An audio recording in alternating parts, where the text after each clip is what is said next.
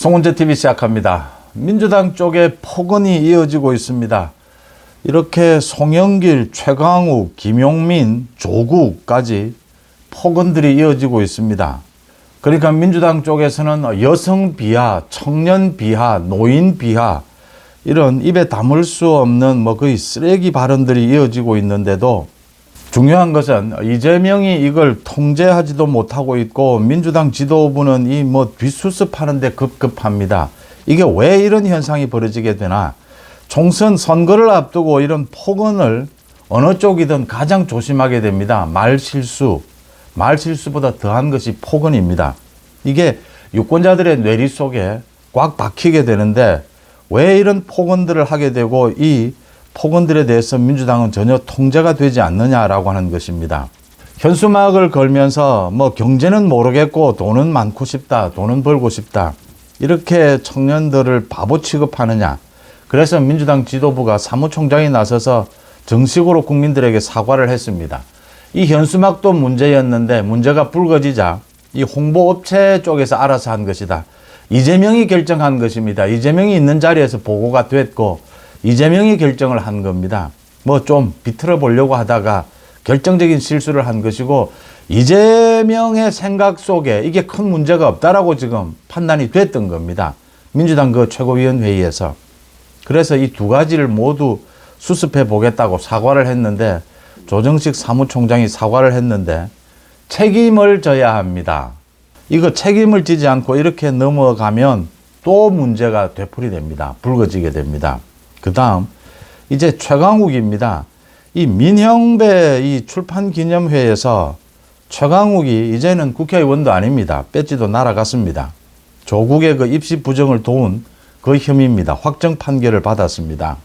여기에서 대통령에 대한 탄핵까지를 떠들고 김용민이 떠들고 최강욱은 이제 지금 윤석열 정부를 동물의 왕국에 빗대면서 암컷들이 설치고 있다 이렇게 이야기를 했습니다. 암컷들이 나와서 설치는 그러한 것은 동물농장에도 없는데 지금 암컷들이 설치고 있다. 그래서 암컷을 비하하는 것은 아니고 설치는 암컷을 암컷이라고 부르는 것뿐이다. 지금 김건희 여사 이야기를 하고 있는 겁니다. 또 윤석열 대통령을 겨냥해서 술만 마실 줄 아는 대통령 이렇게까지도 비하를 했습니다. 개딸들은 어떻게 합니까? 이 최강욱이 개딸에게 맞아 죽는 건 아닙니까? 이렇게 지금 탄핵, 대통령에 대한 탄핵, 김건희 여사에 대한 특검, 지금 이런 문제는 비판하는 것이 그 비판을 넘어서 폭언을 넘어서서 쓰레기 같은 말들을 쏟아내고 있다라고 하는 겁니다. 조국, 김용민 계속해서 대통령에 대한 탄핵을 이야기를 합니다. 과거 유시민은 나이가 60이 넘으면 뇌가 썩는다라고 했습니다. 또 민주당 쪽에서는 이제 나이가 들면 투표장에 나오지 않아도 된다라고 했습니다. 2030 청년들을 멸시하고 여성들을 비하하고 노인들을 또 폄하합니다. 자신들이 젊을 때에는 노인들을 폄하했다가 자신들이 이제 나이가 들면 젊은 사람들을 비하합니다. 또 자신들이 기분 나쁘고 화풀이를 해야 되면 여성도 서슴없이 비하를 합니다. 송영길도 자신의 출판기념회에서 출판기념회 이거 총선에 나가려고 돈 모으려고 하는 것입니다. 거기에서 송영길이 한동훈에 대해서 건방진 어린 놈이다 라고 해서 또 민주당 의원들이 줄줄이 폭언을 쏟아놓았습니다. 그렇게 말을 하는 출판기념회에 모인 사람들, 이번에 최강욱이 이런 이야기를 할 때도 이 출판기념회에 모였던 사람들 박수를 쳤습니다. 광주시장도 있었습니다. 박수를 치고 거기에 여성들도 있었습니다. 이게 지금 집단적으로 미쳐가고 있다라고 하는 느낌입니다. 왜 이런 일이 벌어지느냐? 이걸 지금 민주당에서는 뒷수습한다고 급급합니다. 통제가 안 됩니다. 민주당의 리더십이 무너진 겁니다. 이낙연이 지적을 하는 부분입니다. 지금 이낙연과 이재명이 정면으로 맞서는 모양새입니다.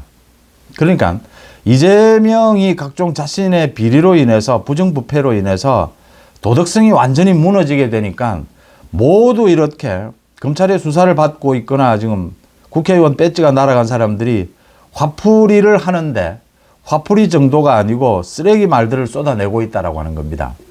여기에 무슨 이야기가 있느냐, 뒷배경에는 이재명 너는 그런 놈 아니냐, 우리 뭐 같은 놈 아니냐, 같이 검찰에 맞서자 합니다. 검찰에 맞서는 방법은 국민 앞에서 자신이 받고 있는 혐의부터 선명하게 해명이 되어야 합니다.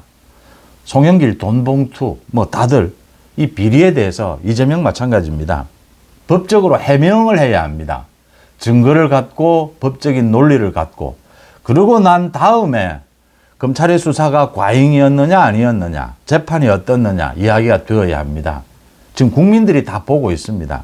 이게 안 되는 겁니다. 그러니까 계속 이런 폭언들이 나오고 있다라고 하는 것입니다. 대통령에 대한 탄핵도 마찬가지입니다. 지금 당 지도부에서는 선을 분명하게 긋고 있습니다. 대통령 탄핵은 논의한 적도 없다라고 했는데 계속 조국, 김용민 대통령 탄핵을 이야기합니다. 이렇게 가면 민주당은 죽는 길로 가는 것입니다. 그런데도 통제가 안 되는 겁니다. 이재명의 사법 리스크 때문입니다.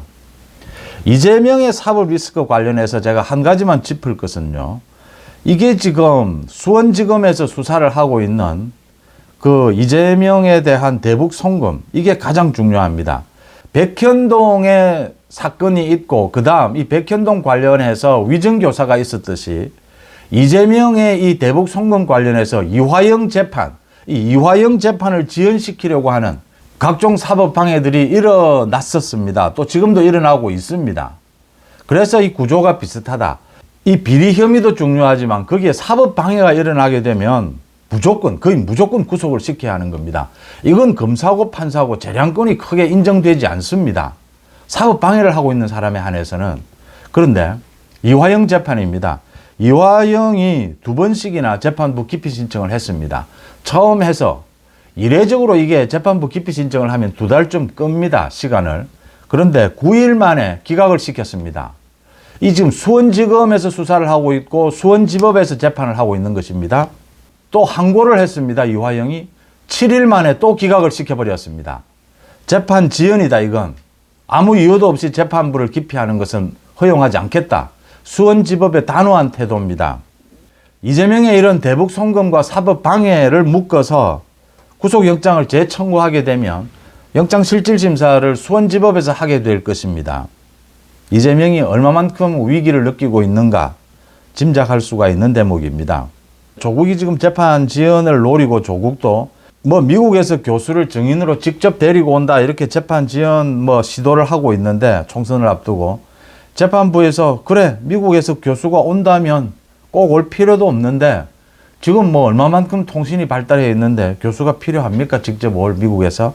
그렇게 직접 올 필요가 없는데도 그렇게 온다면 2월 초에 증인신문을 하고 2월 초순에 그 다음에 이 2심 판결을 내리겠다라고 이야기를 했습니다. 그래서 조국이 2월 달에 2심 판결이 내려지면 징역 2년형입니다. 1심 판결은. 그대로 유지가 되면 조국은 아마 재판정에서 법정 구속될 가능성이 매우 높습니다.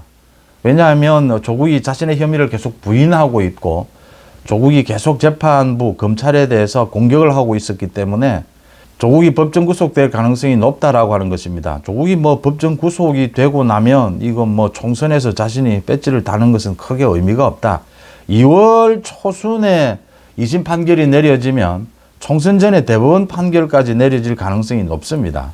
이게 입시 부정이 이미 그 정경심의 재판을 통해서 모든 게 드러나 있기 때문에 조국이 정경심에게 다 덮어 씌우려고 하고 재판 지연을 하려고 하는 것이거든요. 그래서 빨리 재판이 끝날 가능성이 높다, 이렇게 보입니다. 민주당이 갈수록 무너지고 있다라고 하는 점입니다. 무너지는데도 누구도 수습할 수도 없고, 지금 이건 총체적으로 리더십, 도덕성이 완전히 무너지면서 이재명이 감당 못하는 상황으로 가고 있다라고 하는 겁니다. 이게 이재명의 구속에도, 이재명의 구속은 영장 재청구가 있고 법정 구속도 있습니다. 이재명의 구속, 재판에도 아주 나쁜 영향을 미치게 될 것이다, 이렇게 읽어볼 수 있습니다. 송은재TV 마칩니다. 고맙습니다.